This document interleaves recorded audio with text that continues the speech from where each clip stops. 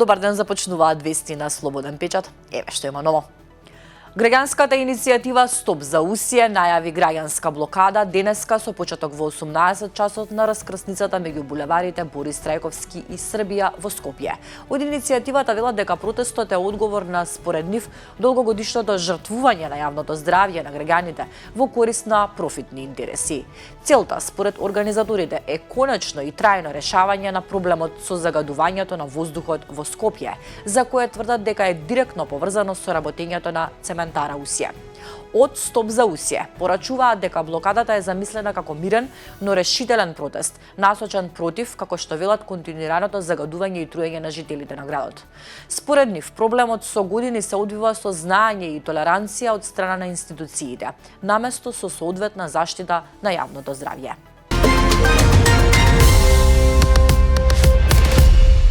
Во петок наплодне во Куманово е најавен протест пред зградата на управата за јавни приходи, поради барањето на ретроактивното оданочување на граѓаните кои имале приходи од странство од 2020 година наваму. Голем број кумановци, но и граѓани од цела Македонија, изминатите недели беа изненадени од како почнаа да им пристигнуваат решенија за плаќање големи суми на персонален данок на доход за приходите кои ги имале во странство во изминатите 5 години. Илјадници кумановци низ годините заминуваа да работат во американските бази во Ирак и Авганистан. УЈП соопшти дека има над 9000 граѓани кои должат пари на државата.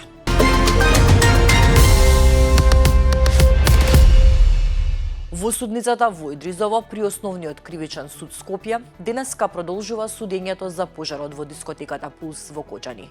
На денешното рочиште се предвидени воведни зборови на одбраната на Александар Назев, што според обвинителството действувал како неформален, односно реален собственик на Агенцијата за обезбедување Рубикон, фирмата задолжена за обезбедувањето на клубот, како и одбраната на обвинетите правни лица Кафе, Дуел Кочани и Рубикон Security Solutions.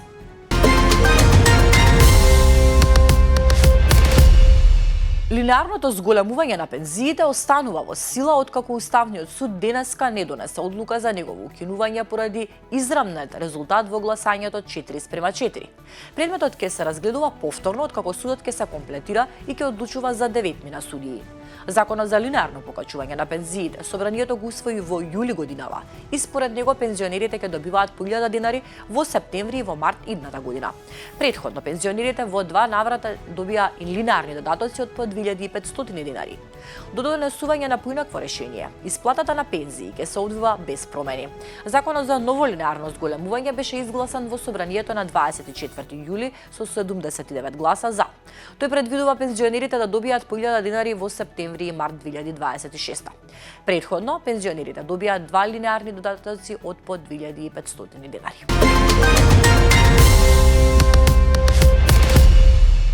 Министерството за економија ги поправа слабостите нотирани од ревизијата. Министерството за економија и труд има рок од 90 дена да постапи по препораките на Државниот завод за ревизија, кој утврди голем број на недостатоци во процесот на лиценцирање и категоризација на угостителските објекти, информира министерот Бесар Дурмиши. Тој рече дека многу сериозно ги сфатиле препораките и ќе направат се што е во нивна моќ да се заострат критериумите кои треба да ги почитуваат угостителските објекти, конкретно дискотеките и кабареата, доколку сакаат да работат законски. Темата е на Сонја Кириджиевска.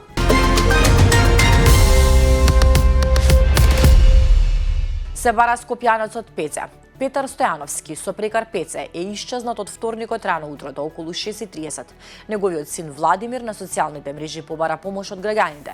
Излезен е од дома најверојатно само по пижами и со деменција. До вчера беше сосема свесен за тоа каде живее и за ориентирање на просторот. Живее на Илинденска во центар, близу Влада и паркот. Ве молам споделете и било каква информација би била корисна. Ви благодарам, добри луѓе. Мојот број е 075 415 020, пишува тој.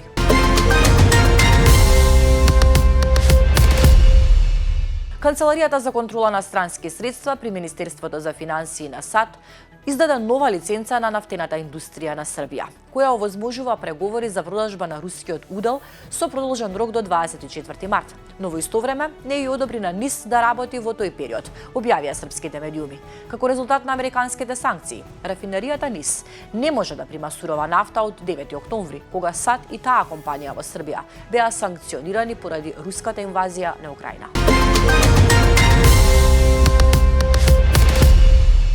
Администрацијата на Американската сојузна држава Калифорнија прогласи водредна состојба во Лос Анџелес и во неколку окрузи во јужниот дел на државата, поради обилните дождови што предизвикаа поплави.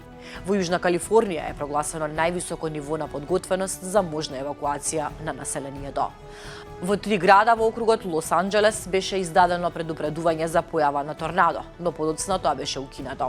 Според метеоролозите, за време на викендот се очекуваат нови врнежи, а на повисоките места можно е и паѓање на снег.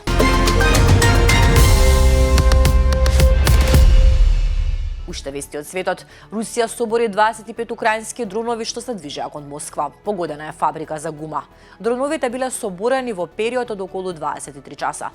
Екипите на службите за итни случаи ги испитуваат остатоците. Не пријавиле никакви жртви или штети. Претходно вчера Министерството објави за соборување на 172 украински дронови во текот на ноќта од вторник кон среда. Украина ги зголеми ваквите напади врз Русија во последните месеци, особено насочени кон војната, логистичката, транспортната и енергетската инфраструктура, бидејќи јаглероводородите ја овозможуваат на Москва да ја финансира војната, како одмазда за руското бомбардирање на украинската територија речиси 4 години.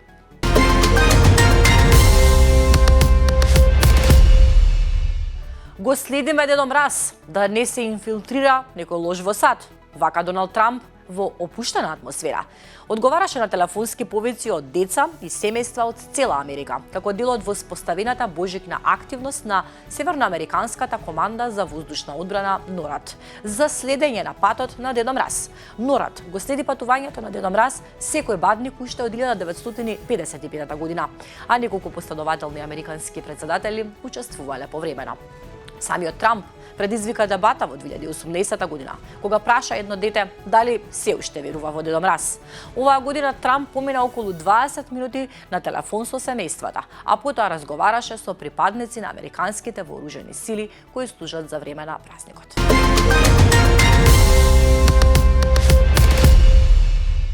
Католиците, протестантите и другите верници, кои се придружуваат до Григоријанскиот календар, денес го одбележуваат Божик, најрадосниот празник и денот кога се слави раѓањето на Исус Христос. Божик е празник на љубовта, но и на собирањето на семејствата, пријателите и соседите, кои заедно го одбележуваат овој значаен и радосен ден. Заедно со Великден и Духовден, Божик спаѓа меѓу трите најголеми христијански празници. Централниот чин на празнувањето е полноќната миса по ноќ. Им го честитаме Божик на сите кои што денеска го празнуваат. Ова беше се во вестите за денеска. Повеќе информации побарајте на нашиот сајт. Ви благодарам на довербата.